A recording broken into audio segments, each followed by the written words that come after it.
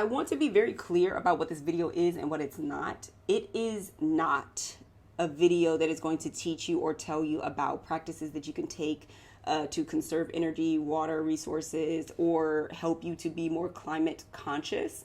I want you to explore those videos. I want you to find them. I want you to implement those practices into your daily life. Also, I'm not the person who is the most equipped or most knowledgeable to even give that information, right? There are people who have been studying this forever, and I would rather you give them the time, attention, and energy that they deserve, the praise that they deserve, and watch their videos, read their papers, go to their websites, and learn from them instead, okay? What this video is, however, is a more spiritual or energetic approach to taking care of yourself and your ancestors, especially when the air and air quality is or can be harmful. Okay, so let's start there. So going back a little bit, yes, climate change is real. I hope you know that already. Climate change is real, and the earth definitely feels like it is mourning. I also believe that the earth and our people, or her people, are mourning that we don't have these indigenous practices anymore, such as controlled burns that help to prevent these forest fires, the wildfires, I should say, help prevent catastrophes such as that, which would help to reduce harm. They're harm reduction practices, honestly, that were birthed from the spiritual technology of indigenous peoples across the world globally, but especially on Turtle Island, on native indigenous land, okay? So I know that we're mourning that, and I would say that our ancestors were so intelligent, and they formed these practices as harm reduction and also as stewards of the earth. And we are severely lacking in those practices right now.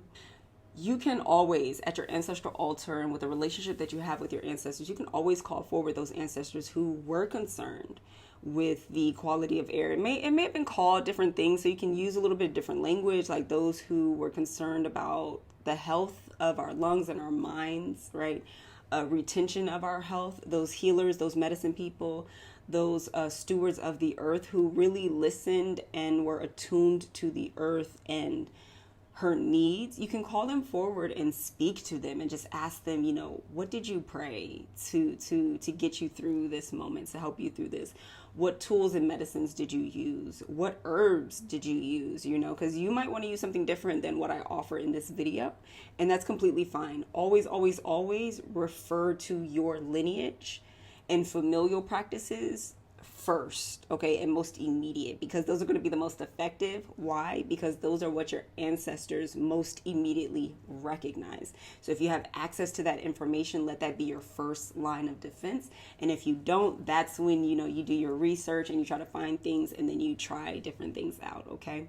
So first thing, always make sure that you have cool, clean, clear water on your altar. I like to change the water out every day, every other day, depending on what's going on in my life.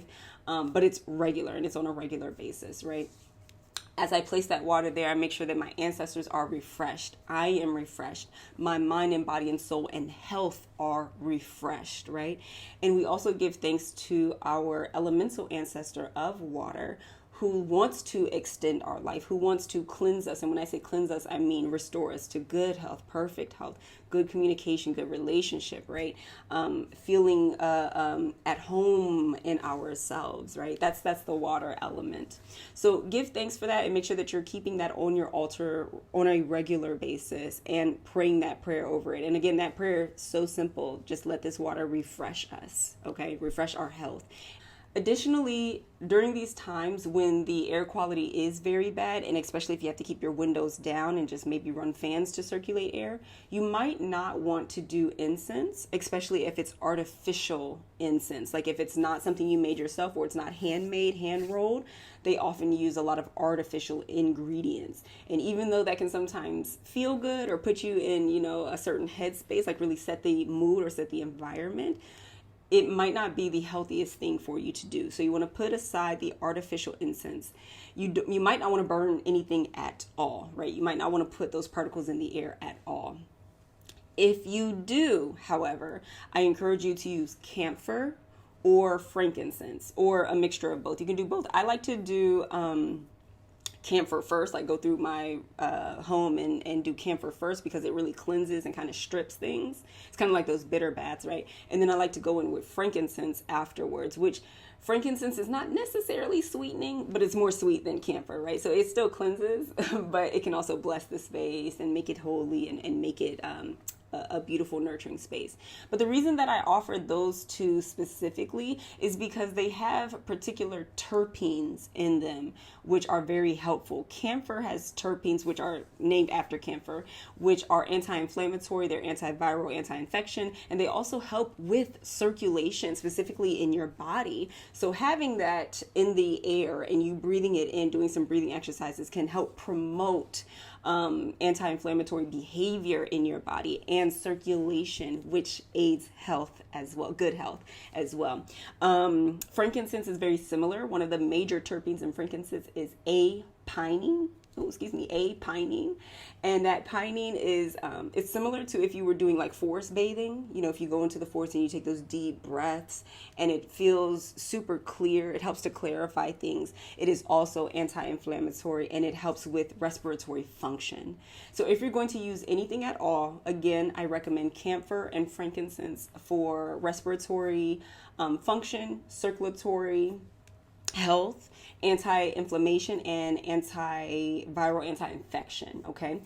If you have to burn something. Now, if you can get them in an oil instead, that's even better because then you can do aromatherapy and you can put it into the air. That way, you'll still get the same benefits. If you don't have like a machine for aromatherapy, you can always place them in your hands, rub them together, get a little bit of warmth, and take some deep breaths. You don't have to put them very close to your face, but take some deep breaths right in front of like your nose, like right here.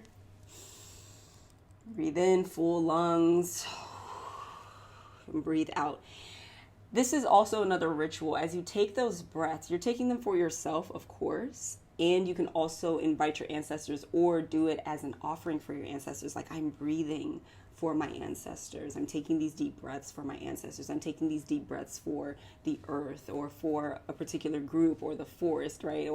Or you know, something that I used to do like in my yoga practice is like, if I didn't necessarily have an intention, I would say that I'm offering this to a higher power for the greater good, right? So you can even do it that way. Like, ancestors, I call you forward, and we take these deep breaths for the greater good, especially for the environment, that rain comes and clears this out, that rain comes and you know, stops the wildfires, that this washes away, that the airs and the ions in the airs, they stabilize themselves, right? And they get back aligned and back balanced and the air quality returns. You could say, just do what you want to do, right? You know, I'm just giving some off the dome. Like, I'm just helping y'all think about how you might want to phrase or how you might want to talk about it with your ancestors. And again, it's not selfish to have your own intention. Like, no, it's for my health. Like I said, I live with asthma and bronchial illnesses my whole life. It is not selfish for me to say, I'm taking these breaths for me, for myself. Like, ancestors join me and aid my health. Okay, so that's another practice that I highly recommend. And then for some self-care, but also energetic care, there are, of course, lungs. There are, of course, herbs that help us and that aid us. Now, this is getting a little bit into herbalism, but it is a practice that you can do, and you can call forward your ancestors, but you can also speak to the herbs that you use because they do have a spirit. At least in my spiritual lineages, we honor that the herbs have their own spirit as well. So you can call them forward, you can speak sweetly to them, and you can just tell them, like, I need your help. Help me.